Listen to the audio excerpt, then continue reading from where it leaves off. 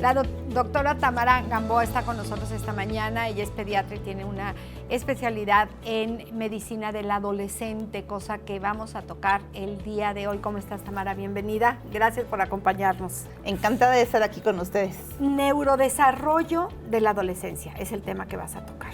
Yo les Sí. decía al inicio del programa que a veces los papás no entendemos qué les pasa a cierta edad cuando entran a la adolescencia. Tan ordenado que era, tan lindo que era, tan obediente que era, que él le pasó que es la adolescencia. ¿Qué pasa en el neurodesarrollo de estos individuos que todos pasamos por ahí? Mira, a mí me encanta tocar el tema de neurodesarrollo porque es algo que entendemos muy fácilmente en el lactante menor. Tú entiendes que un lactante menor en su neurodesarrollo sostiene la cabeza, se sienta, Sí. gatea, empieza a caminar, ya habla 3 palabras, ahora empieza a dar brinquitos. Y lo entendemos perfecto. Y lo entendemos perfecto. O sea, es qué habilidades va desarrollando esta persona para vivir. El adolescente tiene su propio neurodesarrollo.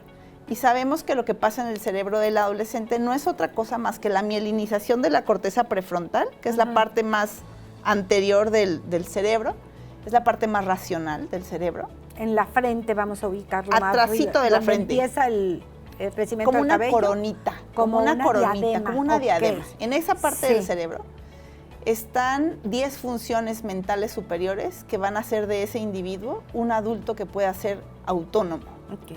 Entonces, necesitamos generarle al adolescente experiencias que le ayuden a desarrollar esas habilidades. Si tú a un niño no le das la mano para que aprenda a caminar, va a caminar como Tarzán. Ujú. O sea, el que seamos bípedos es algo que se forma o se desarrolla socialmente, el entorno genera. Exactamente eso pasa con estas 10 funciones mentales superiores. Entonces, estamos hablando de regulación emocional, estamos hablando de capacidad de atención, estamos hablando de postergar la gratificación, estamos hablando de organizar los tiempos, de prever el futuro.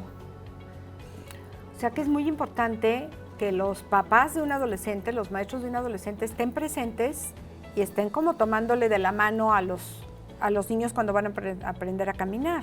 Te voy a poner un ejemplo. Entran Sí. a la secundaria. Y es que estos chamacos no se organizan. Nada más que antes tenían un profesor con 5 materias y ahora tienen 12 materias con 12 profesores y tienen que cambiar de salón.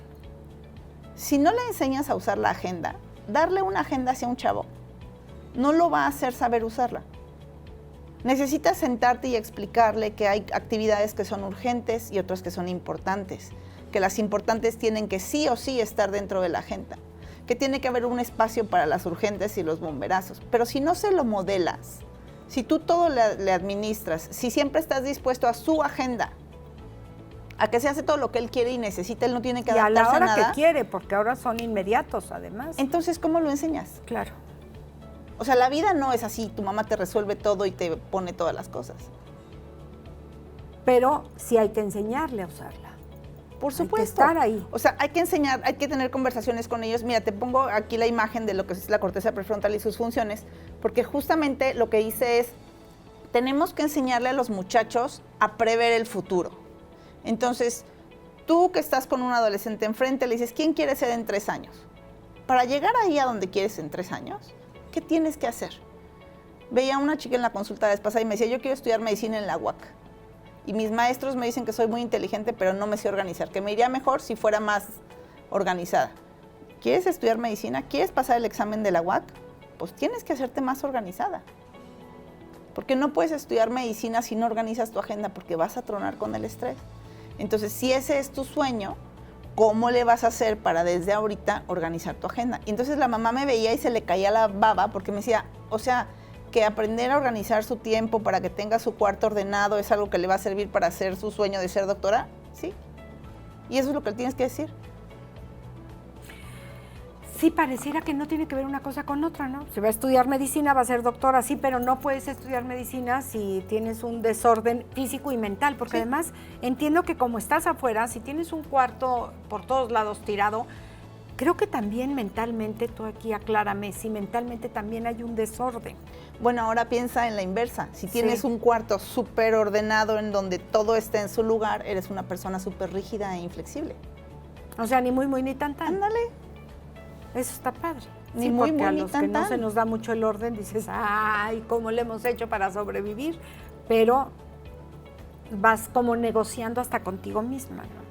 Y no se trata de que digas, es que quiero que en los 19, 20 el adolescente ya está totalmente regulado en sus emociones. O sea, seguramente tú y yo tenemos situaciones que nos tocan los botones y las emociones se nos desregulan. Claro, por supuesto. El asunto es que no sea tan seguido. Sí, no abusar. No abusar de eso, ¿no? A los adolescentes se les desregulan a cada rato. Y que Pero también es la edad. ¿Debe de ser así o no debería, no tendría que ser tan desregularizado las emociones? tiene que ser así. Tiene que ser. Porque en su neurodesarrollo están buscando su autonomía. O sea, tienen que patear el pesebre para que no vivan contigo los 40 años. Y eso lo tenemos que entender los papás de adolescentes. Por supuesto. O sea, el conflicto que se resuelve favorablemente al final de la adolescencia es un chavo que ya no va a vivir contigo porque ya tiene sus propios valores, sus propias ideas de la vida y puede moverse a otra casa y tener una familia independiente a ti y decidirá si quiere pasar Navidad o no contigo. Según Aunque la experiencia. te duele el alma, mamá. Aunque ¿no? te duele el alma. Sí, claro. Porque hay mamás que por evitarse ese dolor los quieren tener cosidos a la falda a los 40 años o no los acaban de dejar madurar o crecer en este periodo de adolescencia, que así es. Así como aprendió a caminar y dio sus primeros pasos alejándose de ti, así es la adolescencia. Así es. Si no, no tengas hijos, pero pues ya nos lo avisaron tarde. Es correcto, ya están aquí. Sí, claro.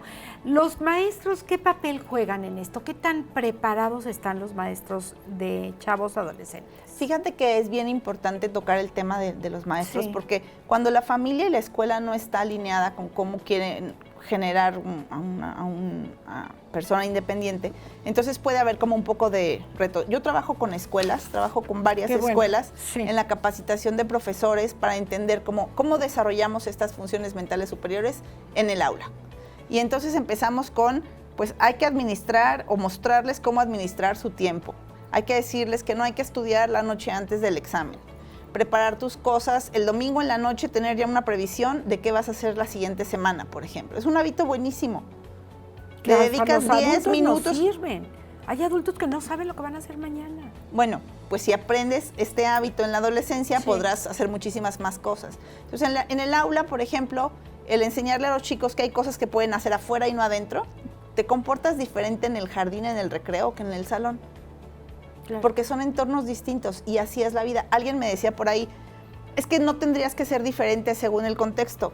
¿No? A ver, tírate un pun enfrente de tu suegra el día que la vas a conocer. Claro. Por supuesto que tienes que modificarte, Claro. porque es que parte sí. de ser social. Sí, y hay reglas sociales, hay reglamento de tránsito, hay reglamento en las familias y tienes que aprender a actuar en consecuencia. Y es que esos son los límites. O sea, son los límites del mundo, del país, de la ciudad, de la escuela, de la Pero familia. muchos padres, Tamara, le tienen un pavor a ponerle límites a los hijos. Yo no sé si piensan, ya no me va a querer si le digo, quítate la gorra porque es hora de la comida. Todo o es la ponte la perspectiva. camisa porque vamos a comer. No, es que todo es la perspectiva que Sí. tú le des al límite. O sea, el límite lo puedes ver como unas esposas para alguien o lo puedes ver como las señalizaciones en una carretera. Claro, te estoy conteniendo para que no ¿Quién la dice algo riegues. del muro de contención en la autopista? No, ahí Nadie. está. Ahí está. Sí. ¿Para qué está?